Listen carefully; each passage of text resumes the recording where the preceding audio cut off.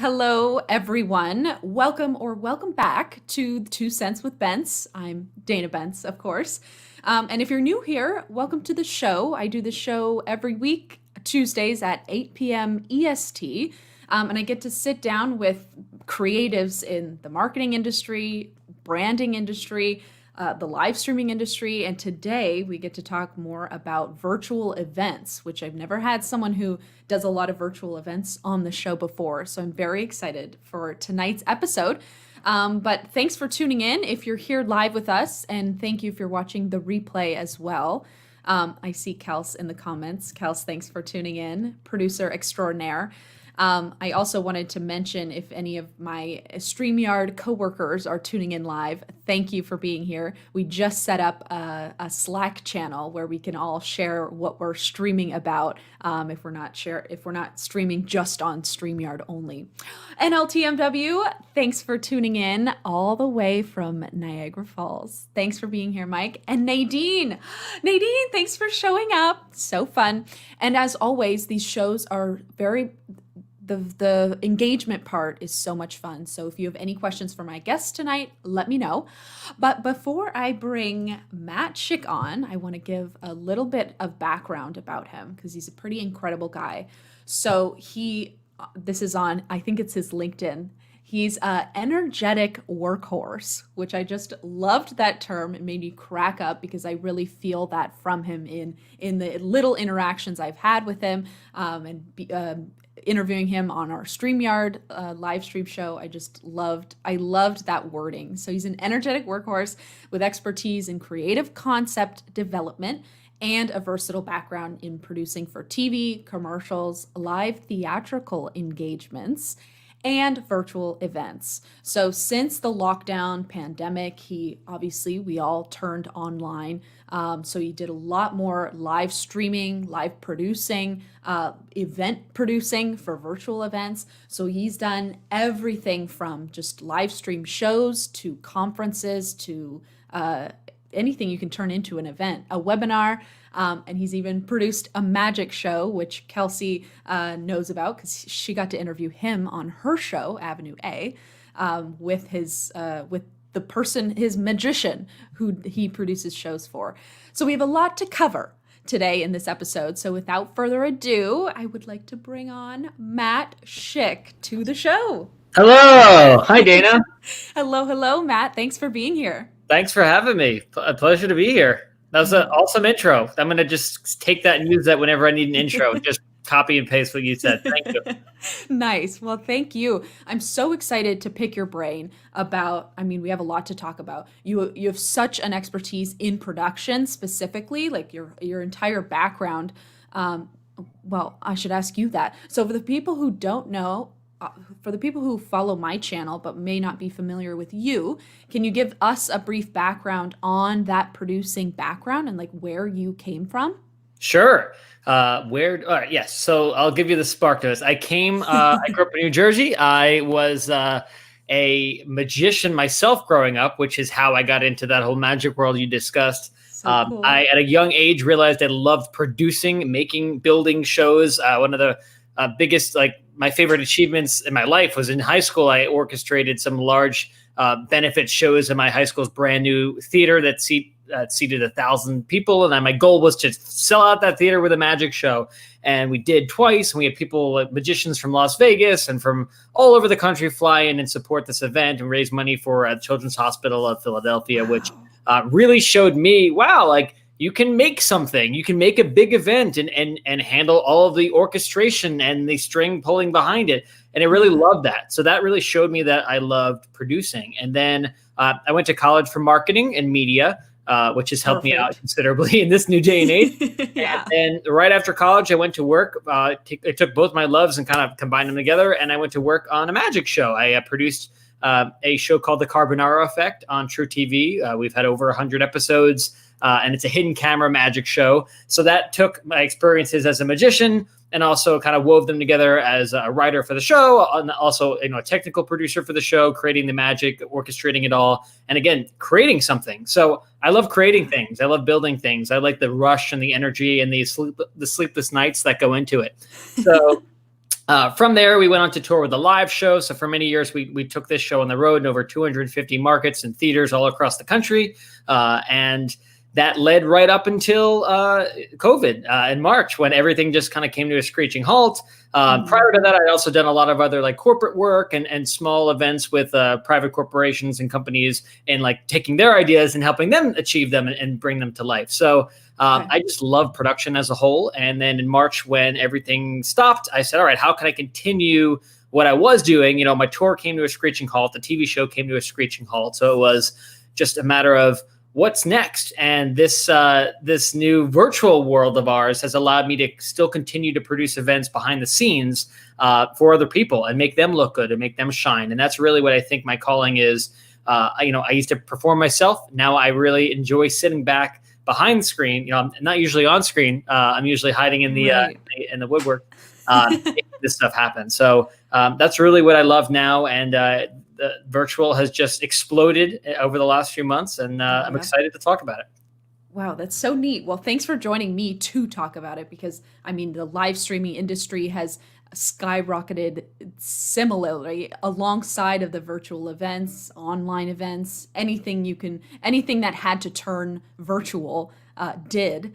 So it's so interesting that it really feels like, and I noticed this on when we got to interview you for the StreamYard Spotlight show, it really feels like this is your passion. Like you love to do this. Like you want to like put your all into like being this producer. But it must have been an interesting shift from being the performer to being more of a backstage, you know, like like you said, you're never on screen. Like what was that transition like? Yeah, you know, it's funny. It's a funny question. I realized at a young age, really when I was describing my high school show, I realized that I really liked performing, but I love producing. I love being able to build these like environments for people to showcase their talents. Like I was a good performer. I think I was fine. I think I could have made a living as a performer, but I think I'm more talented as a producer. And I like to take people who I know who don't have production skills, but people who are super talented, and let them shine. And I think it's kind of a match made in heaven, because I get to sit back, and having the performance experience is so helpful, because I can know what needs to happen, what they need. I can support them. I can make sure that they're not feeling like they're left out on their own, whether it be on stage in real life or in virtual world. So I think it's definitely really helpful having that experience. But it wasn't like there was never like a light switch that flipped. It was kind of a gradual realization that like, I really like making these people look good. So that's my goal. Any client, whether it's a friend who I'm producing a magic show for, whether it's a corporation, a pharmaceutical company, or a bank, I just want their events to be as easy for them, as seamless as possible, and as high production quality. And you know, there's kind of a low bar for virtual, at least, because so many people are used to just jumping on a Zoom or jumping on a Teams meeting where it's just, they're just looking at faces all day long. So to add anything extra that just keeps people engaged, extra graphic interaction, like we are right now on screen, just side-by-side interaction, this ticker bar that's scrolling right now, like little things just wake people up, because we're in this days of just being on these meetings all day long. So it's really important. It's important to enhance that production quality whenever you can, and for whoever you're working with. And that's something I really strive for myself. Yeah. Wow, that's so neat, and I love that you're striving to make them look good, because I mean that makes you successful as a producer, when their Exactly right. show No one looks knows good. who I That's am, right? I hide. I literally hide. It's not like at the end that I ever come out and wave and say, I did this, and I don't, I don't have any desire for that. And I guess if I did, I would have stuck to being a performer. But yeah, I mean, I'd love a good day for me is when the client, regardless of who it is, at one person or organization, hears from their attendees that they had a really great time and they loved how it looked and it was engaging. And they had fun. I mean, that's the best possible compliment to what I do, and I really strive for that every time. Yeah. Oh, I love it. Matt, I want to hire you for all my events. You've got a great producer. Hi, Oh, Kelsey. oh yeah. Sorry, Kelsey, thanks for producing tonight. Kelsey, you can boot her right now if you want. Yeah, right. Uh-oh. Okay, let's get into it. I want to know. Oh, a myth. Thanks for tuning in. Amazing story. Agreed. I want to know, Matt, what the process is, what the process looks like of conceptualizing an event. Sure.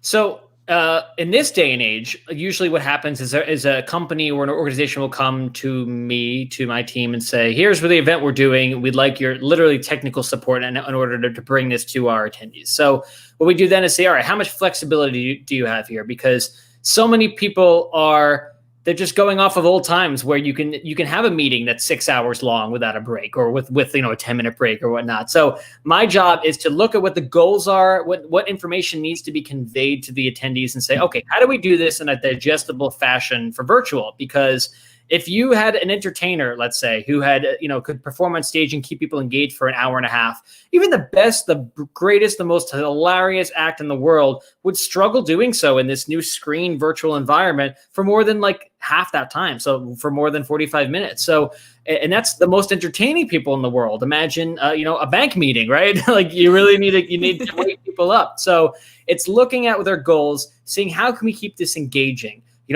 Before the show, I said to you, I hope we get questions in the comments, which, by the way, I hope we get questions in the comments, because there's some energy. There's like a really nice energy between, as someone on stage, and when I see a question, I get this jolt. And when you're writing in remotely and you see someone on stage address your question, you get a jolt. You feel like there's this like live connection like you would have in a theater. So, or in any kind of banquet hall, any in-person place. So we try to really bolster that and really enforce as much interaction, whether it be polling or quizzing or on-camera Q&A as possible, to just keep everyone engaged so they're not just watching something passive, so they really feel like they're a part of it.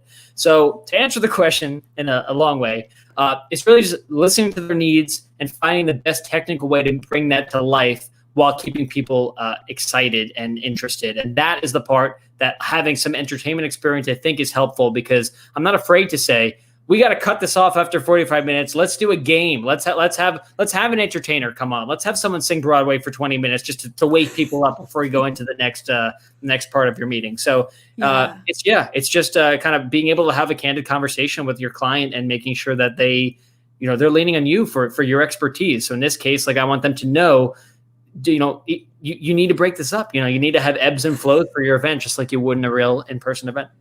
Right. Yeah, exactly. And we're so bored at meetings all day online, looking at the computer. Yeah.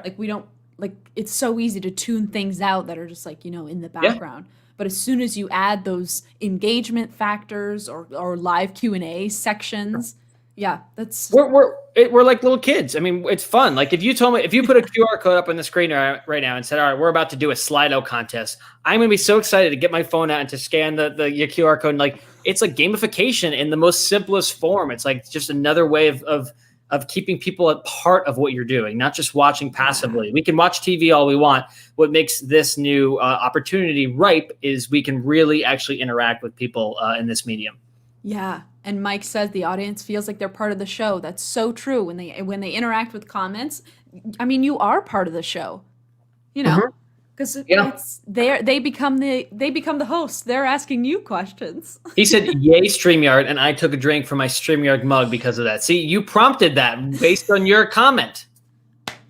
I love that. Yay, StreamYard mug. It's a Aw, good mug. It's a I good mug. know. Thanks for wearing your sweatshirt and Yeah, I your love my cup. StreamYard swag. You're so full of merch. I love it. I was begging for it. I was like, I need StreamYard swag. When are you gonna have StreamYard swag? I know the sweatshirt looks great. Can you believe we sold out of those? The I can sweatshirts? believe. Yeah, they're comfy and they're cool, and I can add some color if I need. It's great. I know the hood's the best Yeah, part. it's nice. Okay. This is an interesting question because I think you might have been the very first person who used this terminology with me like 8 months, maybe not that long, 6 months ago, maybe. But you called it like during a stream, you called something I have to do my run of show or something like that. And I had never used the term run of show for my live streams. It had just never occurred to me that you have an outlined like run of show when you're like putting on these events. But I know it's so much more important in the virtual event space to have a good run of show. So can you tell us what a run of show is and how to put together a good one? Sure. And if you do live streaming yourself, you likely have made a run of show and may not even realize it. A run of show in simplest definition is the order of events that of your broadcast, of your event. So that could be starting with an introduction, starting with an opening video, then going in and introducing and talking about your plugging your social media handles, then going into your interview. That, although you may be doing it just based on your experience and your understanding and your goals of what you want to do during the stream, that is a run of show. And that's easy when you're running your own stream because you're in control and you know what the priorities are. But when you're producing for someone else, your priorities, my priorities might be very different than my client's priorities. So it's really important to build this run of show that literally says from the beginning, what happens? How are we going live? Obviously you don't just want to go live with just a person saying, are we on? Are we on? Like, we have to increase the production value, have a countdown, have some music, have a holding slide. Who does it transition into after that? Who does it, like when it transitions to the next person? Are they side by side? Is it just cut to that next person? Where are our videos positioned? Where are our lower third and our overlays positioned? When do we incorporate banners? I mean, everything that is capable in whatever platform you're working on. In this case, we're in StreamYard, for example. It's spelled out in a document that the client sees. And a lot of clients by this point are really hip to that terminology. Run of show, or ROS is an abbreviated term. A lot of nice. Or show flow. The lingo. Show flow. Yeah. Oh, I like that. Show flow. That's a big one. And they can be as complex or as lenient, I guess is the word, as possible. I mean, really, it's whatever works for you. When you're producing an event, whether you're on screen or off screen, you need to be able to look right at your run of show and very easily be able to know what's next and what's triggered. So many run of shows, like back in the real world, there's a column for audio cues. There's a column for video cues. There's a column for speaker, for graphics, et cetera. And basically your entire team can follow this run of show from row 1, row 2, row 3, and see, they look at their column and they look at their row and they can see what they have to do at that given time. So for virtual, when there are fewer people running the show, for example, it's usually, in my case, usually just me and possibly one other person. I want to make this thing as easy to read for me as possible. I could just look off and know exactly what's next without having to decipher something that's a puzzle or a maze. So at the end of the day, you have to build something that works for you. And if you're working with a client, something that they can read and they can collaborate with you on as well. But having that spelled out is just, especially when you get into complex events where there's so many different elements and speakers and videos and graphics and overlays, it's so necessary because you can build your run of show, sleep for a week, and then do other events, and come back the next day, review it for 5 minutes, and you're back in. You know exactly what needs to happen. So it's basically, I'm not religious at all, but it's your Bible of the event. It's it's essentially what you follow from A to Z, what brings you live and what ends your broadcast. And it keeps everyone on the same page. Yeah. And Amit says, do you keep a plan B when preparing your run of show? For example, network. Ooh, yeah. Always, yeah. Right. I mean, plan B. I mean, this is what it also is helpful coming from like the live production world, where everything can go wrong. I mean, your mic can die in the middle of an on-stage performance. A light can blow out. I've produced a show in a theater, and the power went out in the entire theater. I mean, anything can go wrong. And it comes with experience, troubleshooting like what needs to happen next when that does come into play. But yes, that's a great question. Run of shows usually do have always a backup plan. Let's say an internet connection goes out, and many times I orchestrate a backup emergency call-in line. So my presenters can call in a phone line, and I can bring them into the stream audio only just by dialing in. even in a platform like this, I just have it all set up and running, and 9 times out of 10, you don't need to use it. But having those plan Bs, as you call them, is really helpful in just making sure that you can continue down that run of show without any roadblock. So it's a great question. Yeah, just in case something's going to go wrong. Like Exactly. You said, nine times out of 10, you're going to be good to go. But like Kel said, anything will go. Ross says, this is gold. Haven't jumped into my meeting yet. Nice. And Ross says, Ross, you can replay this. He keeps his run a show in his head. Yeah, but when there are more people, it keeps you on the same page. That's 100%. Especially if you're running your own show, having it in your head is totally doable. I mean, there are many acts that I work with, many like shows that I run all the time.